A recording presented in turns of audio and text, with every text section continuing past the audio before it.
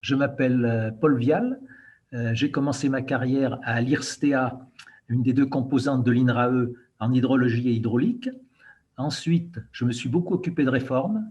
De 81 à 86, j'ai été directeur général adjoint de l'INRA sous Jacques Poli, avec toutes les réformes Chevènement. De 96 à 2000, je suis revenu à l'INRA, cette fois-ci comme patron, directeur général avec de larges pouvoirs, et une réforme très importante suite à la désorganisation de la vache folle. Après, beaucoup plus tard, j'ai présidé la structure de préfiguration de l'Université Paris-Saclay, qui est actuellement 13e mondiale et première de l'Europe continentale, et où l'INRA, est largement impliqué. Et par ailleurs, j'ai présidé diverses choses comme l'ANSES ou l'Académie d'agriculture de France.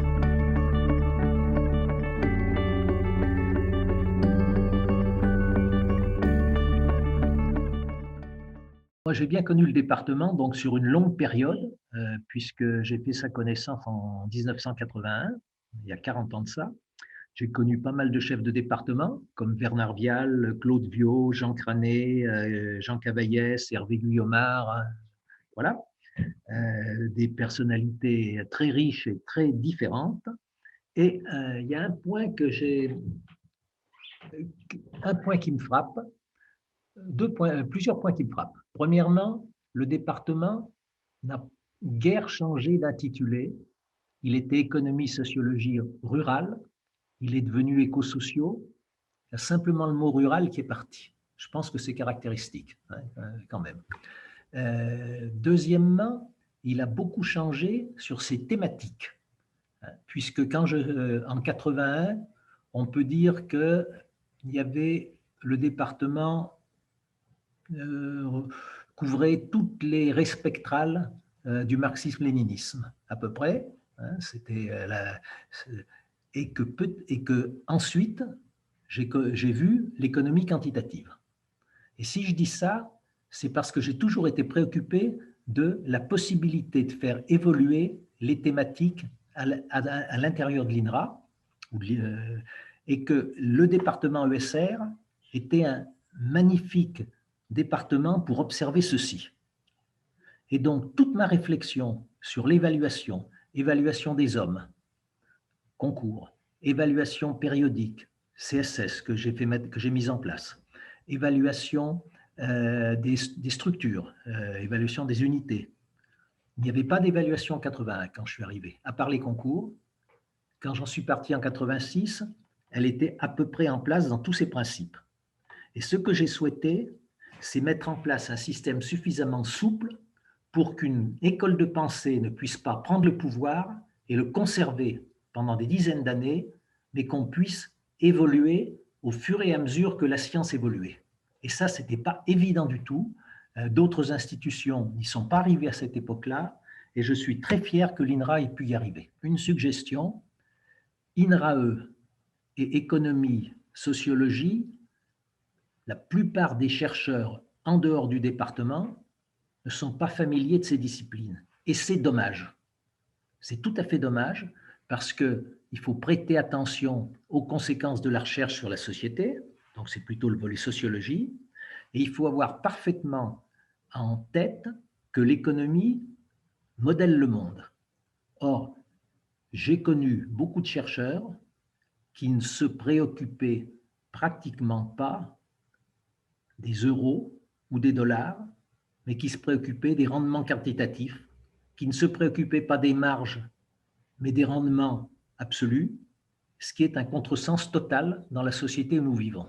Et donc là, je crois qu'il y a un devoir du département, c'est de, entre guillemets, évangéliser les autres départements, les autres chercheurs de l'INRA, essayer de rayonner pour que chacun puisse intégrer les nécessités de l'économie et de la sociologie dans le travail quotidien.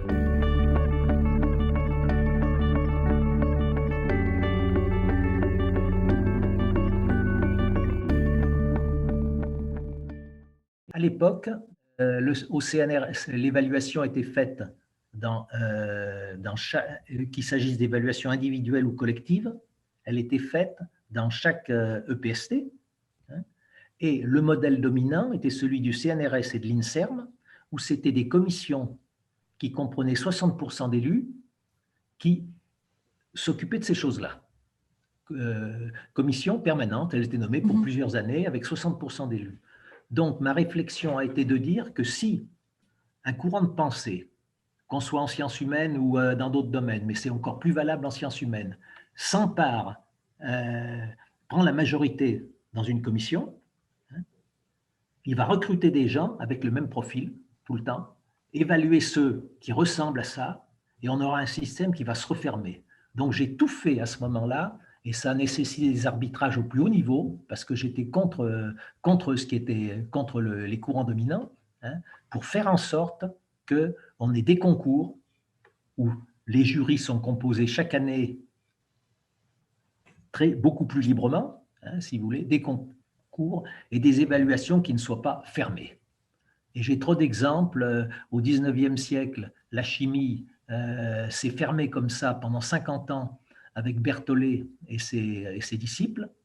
Et pendant ce temps-là, l'Allemagne a gagné le match sur la chimie. Et je ne voulais pas que ça arrive dans un des secteurs de la recherche française et dans le secteur de l'INRA. Si je devais retenir une anecdote, je parlerai des concours et de l'évolution profonde des concours à l'INRAE.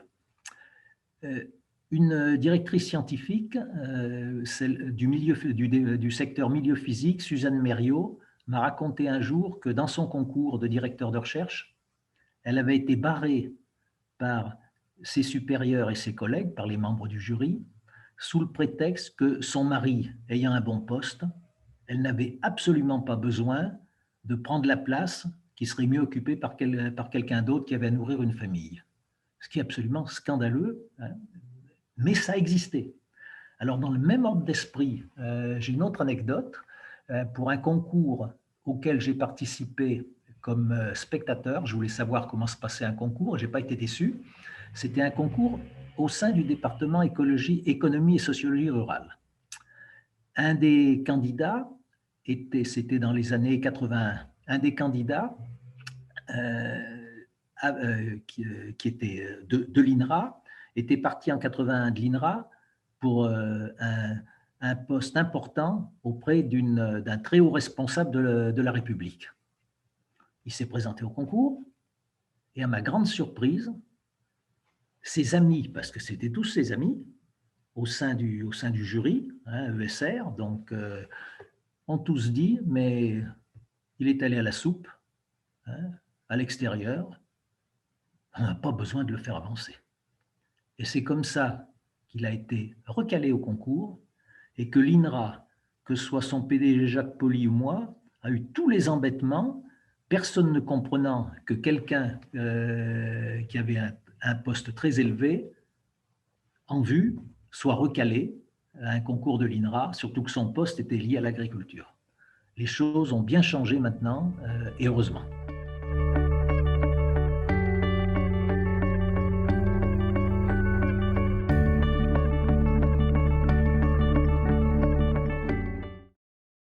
Il y a peut-être une suggestion que je ferai au département.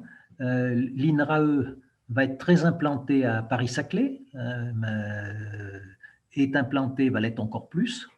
Et c'est un endroit où il y a relativement très peu de sciences économiques et peu de sciences sociales, à part essentiellement à l'École normale supérieure Paris-Saclay. Ça pourrait être un beau défi pour le département que de voir comment il peut remédier à ce manque pour faire en sorte qu'on n'ait pas des dérives de sciences toutes techniques, oubliant la composante humaine. C'est une piste que je suggère, une piste de réflexion qui est à moyen terme, mais qui mérite d'être explorée, je crois.